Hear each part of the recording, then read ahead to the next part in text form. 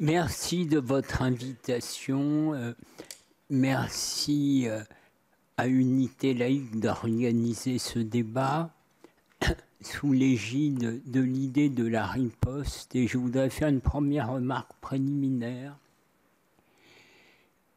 La riposte est nécessaire, mais je dois vous dire d'emblée le paradoxe apparent suivant. Selon moi, et c'est le professionnel qui travaille depuis 35 ans sur l'opinion, la nation est républicaine. La nation est pour la nation. Elle n'est pas nationaliste. Mais nous avons un problème avec notre classe dirigeante et la petite bourgeoisie intellectuelle qui, elle, pour des raisons diverses, a été abordée dans les tables rondes antérieures, tourne le dos à l'universalisme et à la République. Première remarque. La seconde, pour le lien avec la table ronde précédente et cette table ronde, il a été rappelé par monsieur le sénateur que Malraux avait été, je dirais, le fondateur et le penseur d'une justification de l'exception culturelle française, et donc il y a un ministère. Effectivement, ça fait bien longtemps que plus personne ne s'interroge sur ce qui justifierait des subventions publiques. Et l'idée d'exception culturelle, si c'était affaire de guichet, de réseau, de copains, où les créateurs ne sont pas au centre du dispositif, mais c'est surtout une camarilla de bureaucratie culturelle qui intègre, ça a été dit, les lieux communs du moment où aujourd'hui, effectivement, il faudrait faire passer des messages et non pas créer. Malraux a dit « Les Français ont toujours besoin d'embrasser le monde ». Voilà le lien entre la culture et l'universalisme qui ramène, selon moi, ce que j'appelle l'imaginaire français, c'est-à-dire les façons de faire et d'être des peuples, et le lien entre République et Europe est, selon moi, les façons d'être et de faire des Français depuis des siècles, bien avant la loi de 1905. Précisons que les quelques convictions que je vais énoncer viennent d'une pratique professionnelle et non pas de la lecture ou de la recherche universitaire. Il faut bien expliquer les paradoxes apparents. Ça a été dit.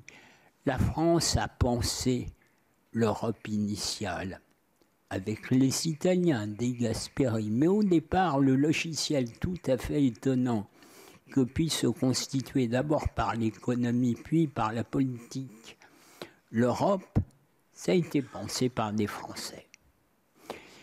Et il est important de préciser, par rapport à ce que vous venez de dire, M. Foussier, mais on le sait, que l'Europe et l'Union européenne sont deux choses bien différentes. Et que souvent, les Français, les commentateurs mélangent les deux, les sondeurs eux-mêmes, les interprètent eux-mêmes, de sorte qu'on n'arrive plus souvent à comprendre ce qui se noue. L'Europe, ça date depuis Mare Nostrum. C'est des affaires très anciennes, qui a été d'ailleurs la matrice du génie occidental.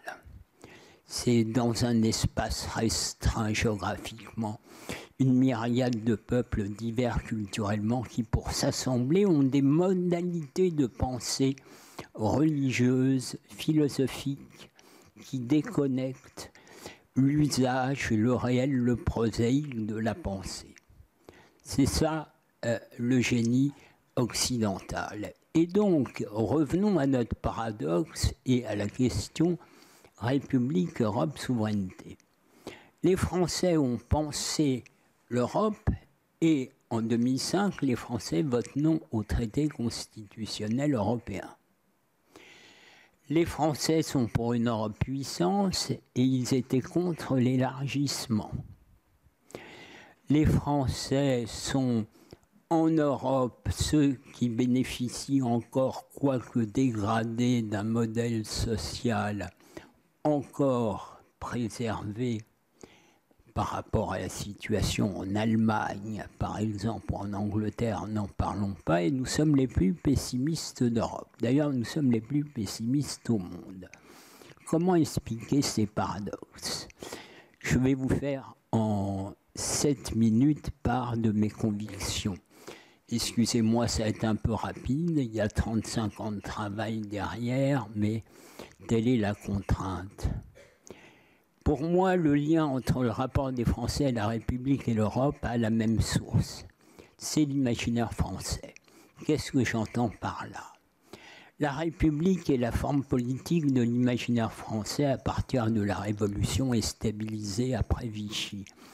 C'est une façon de dénaturaliser nos origines depuis les Celtes, les Latins et les Germains par des disputes communes perpétuelles. Politique. Et comme chez nous, l'État a précédé la nation, nos disputes sont de nature politique. C'est la passion politique. Donc on dénaturalise nos origines par l'idée que le citoyen ne serait pas seulement un individu ramené à ses origines, à sa religion, à son statut ou à sa classe sociale. Voilà l'imaginaire français et le fait qu'une république, ça a été dit ce matin, c'est pas une simple démocratie, c'est pas une simple procédure, c'est une transcendance, c'est un dépassement. Mais pourquoi Malraux dit-il que les Français ont besoin d'embrasser le monde? Pourquoi sommes-nous universalistes? Pourquoi embrassons-nous le monde? Dès les croisades, 3 croisades sur 5 parlent de France, les guerres napoléoniennes, nos façons de coloniser où on prétendrait que les petits Africains pourraient devenir des Gaulois, et notre conception de l'Europe comme la France en grand. Pourquoi? Pourquoi notre universalisme? Eh bien, justement parce que pour tenir ensemble les Français dans une dispute commune, il faut qu'elle ait un objet qui soit la projection dans le temps, l'idée de progrès, dans l'espace, l'Europe comme la France en grand, et dans une incarnation ou projet politique. Et donc, vous voyez que dans ma grille d'analyse sur l'imaginaire français, il y a un lien intime entre le processus qui fait la République pour tenir ensemble les Français et le fait qu'il y ait un débouché qui soit une projection dans le monde qui fait notre universalisme. Et donc, dans ma grille d'analyse, on explique que spontanément, les Français pensent qu'on va faire l'Europe avec des peuples si différents, mais aussi les French Doctors, mais aussi la pensée de Descartes, l'école de mathématiques où le chiffre s'autonomiserait de la physique ou la conception de la peinture. On a parlé de Picasso, première école de Paris, mais l'articulation première école de Paris, deuxième école de Paris, ou Rameau, le musicien, ou Boileau, pour qui la musique a partie avec la raison. Donc l'imaginaire français qui échappe aux Français, puisque nous sommes universalistes, on ne peut pas comprendre notre singularité culturelle qui est justement de ne pas accepter l'idée de singularité culturelle et d'identité, fait que pour faire tenir ensemble les Français, il faut embrasser le monde. De sorte que spontanément, après la Seconde Guerre mondiale, c'est les Français qui pensent aller voir les Allemands défaits, non seulement défaits, mais portant le nazisme. Et nous disons aux Allemands, nous sommes une puissance politique, vous êtes une grande nation et par l'économie, on va faire un couple et on va faire quelque chose ensemble et on va entraîner les autres.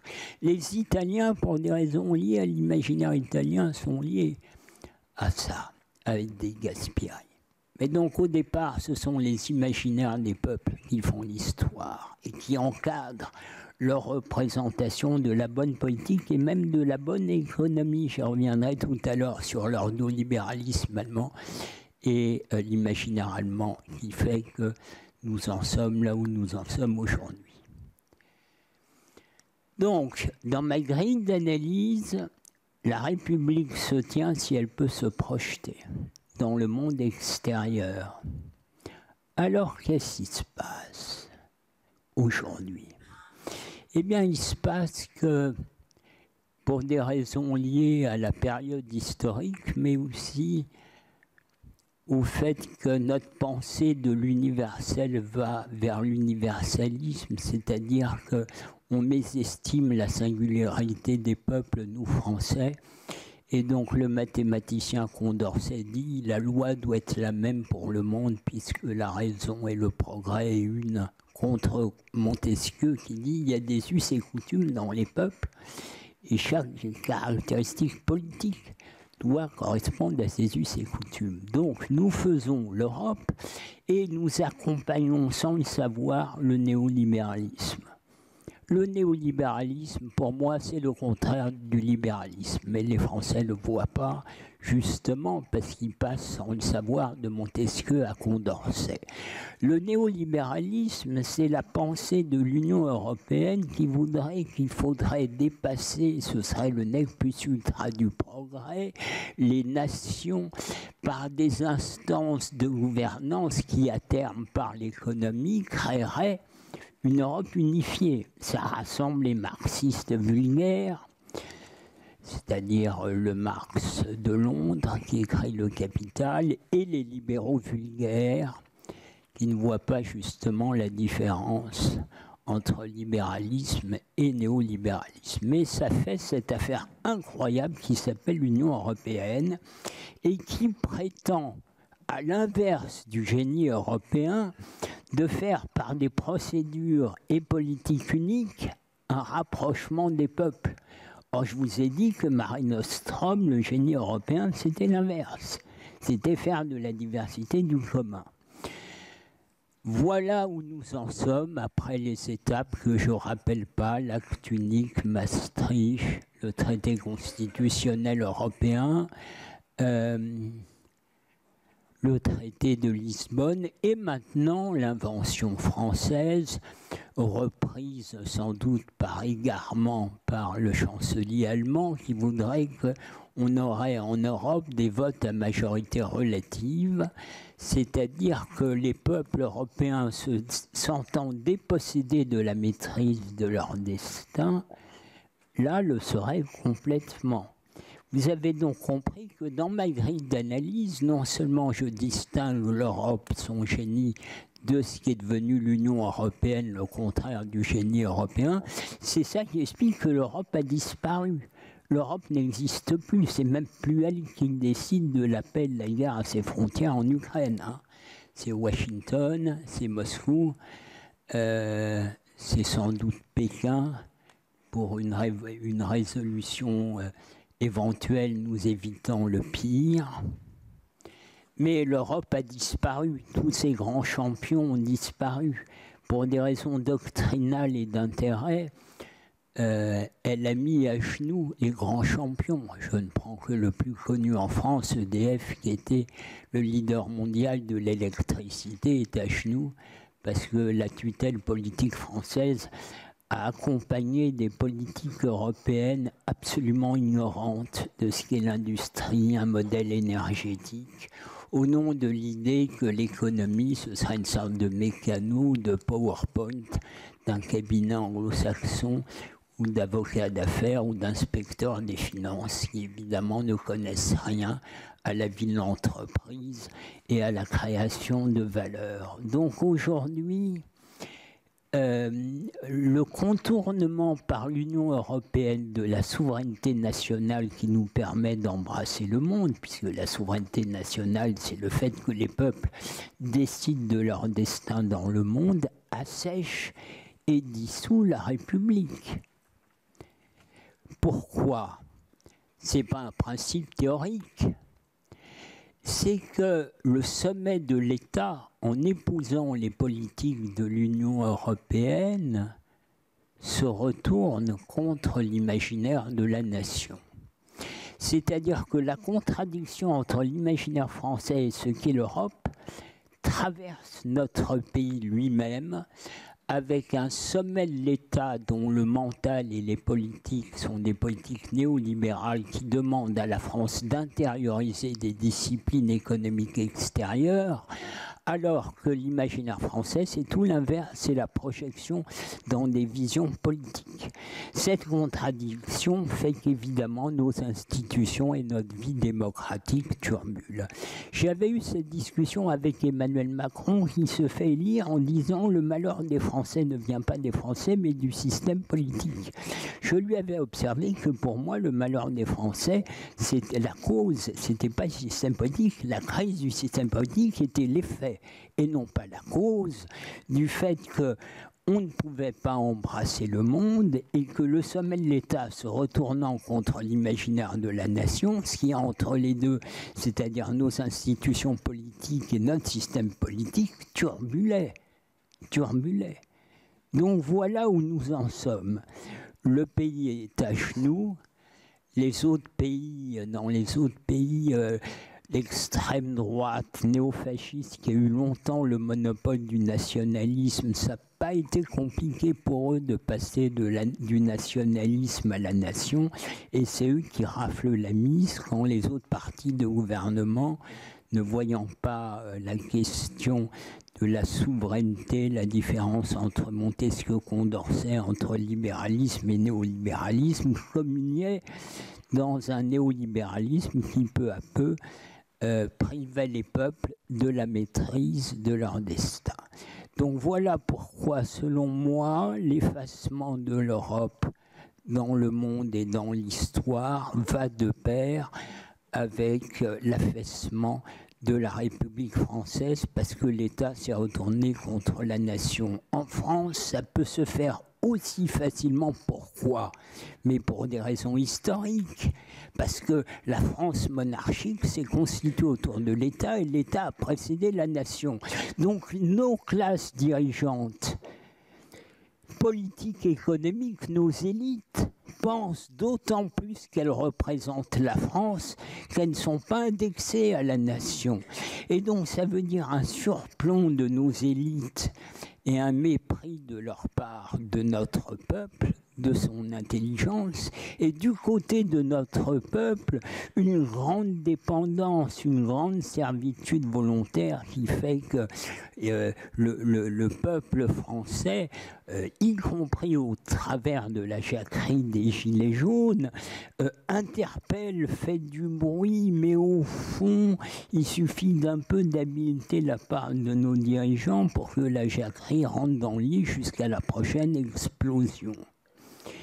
Donc, est-ce qu'il est possible d'en sortir? Vous l'aurez compris que dans mon logiciel, il n'y a pas de restauration de la souveraineté populaire et donc du bon fonctionnement de la République si auparavant il n'y a pas restauration de la souveraineté nationale, si auparavant les institutions européennes ne sont pas conformes au génie européen, qui est d'additionner des peuples au génie, aux imaginaires, aux modèles différents, car un Allemand n'est pas un Français en plus discipliné, contrairement à ce que pensent les Français, ou un Italien, un Français qui chante le bel canto. Non. Un Allemand, lui, il a le même terme pour dire dette et culpabilité, Schuld. Alors qu'en France, comme l'État a précédé la nation, la dette publique est la marque de la prise de l'État sur la France. Vous voyez donc que les débats sur les bonnes conceptions de la théorie économique ont des raisons profondément culturelles. Donc en un mot, on remettra l'Europe sur pied, on évitera peut-être les guerres, si les institutions européennes sont conformes au génie européen, et on sortira de notre dépression, de notre affaissement, de notre archipélisation. Depuis les Celtes, les Latins, les Germains, on est archipélisés. Relisez La guerre des Gaules de Jules César. Rappelez-vous qu'en 14, les régiments ne se comprenaient pas entre eux. Donc le sujet, la France, elle a toujours été archipélisée, mais elle s'en sortait parce que ses dirigeants ou le cours des choses disaient on a un avenir commun. On peut construire un avenir commun à nos enfants. Or, le néolibéralisme, nos dirigeants ne disent pas ça. Vous avez entendu le président Macron dire « Voilà ce que je vais faire de la France ». Il avait, durant la campagne, annoncé une émission « Où va la France ?» Il n'a pas dit « Où va la France ?» Il a dit « Qui est Emmanuel Macron ?» Ce qui est un peu différent. Donc, en un mot, la France est à genoux parce que ces institutions, ces politiques, ces gouvernances, la pensée même de ces élites sont à rebours de ce qui travaille depuis des siècles le peuple français et qui s'est donné momentanément comme expression politique la République.